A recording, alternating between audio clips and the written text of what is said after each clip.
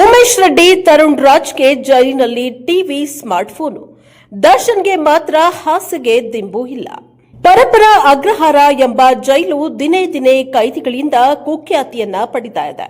ಈಗ ಇಲ್ಲಿ ಹಣ ಕೊಟ್ರೆ ಸ್ಮಾರ್ಟ್ಫೋನ್ ನೀಡುವ ಜಾಲವೊಂದು ಸಹ ಕಾರ್ಯನಿರ್ವಹಿಸ್ತಾ ಇರುವುದು ಸೋಷಿಯಲ್ ಮೀಡಿಯಾದಿಂದ ಪತ್ತೆಯಾಗಿದೆ.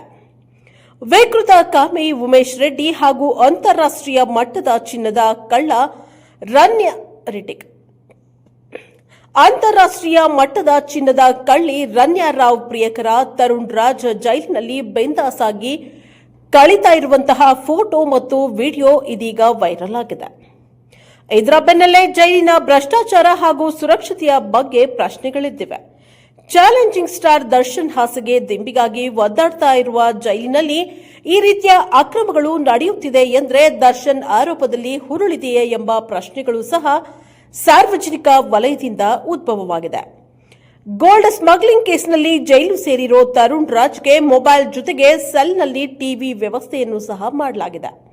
ಮತ್ತೊಂದೆಡೆ ವಿಕೃತ ಕಾಮಿ ಉಮೇಶ್ ರೆಡ್ಡಿಗೂ ಸಹ ರಾಜಾತಿಥ್ಯ ಸಿಗುತ್ತಿರುವ ಫೋಟೋಗಳು ಹರಿದಾಡಿದೆ. ಈ ಫೋಟೋಗಳಲ್ಲಿ ಉಮೇಶ್ ರೆಡ್ಡಿ ಕೈಯಲ್ಲಿ ಎರಡೆರಡು ಆಂಡ್ರಾಯ್ಡ್ ಮೊಬೈಲ್ ಫೋನ್ಗಳನ್ನಿಟ್ಟುಕೊಂಡು ಮಾತನಾಡುವ ವಿಡಿಯೋಗಳು ವೈರಲ್ ಆಗಿದೆ. ಅಲ್ಲದೆ ಉಮೇಶ್ ರೆಡ್ಡಿ ಕೊಠಡಿಯಲ್ಲಿ ಟಿವಿ ಸೌಲಭ್ಯವೂ ಇದ್ದು ಬೇಕಾದ ಅಡುಗೆ ಮಾಡಿಕೊಳ್ಳಲು ದಿನಸಿ ಸ್ಟವ್ ಸಹ ಒದಗಿಸಲಾಗಿದೆ.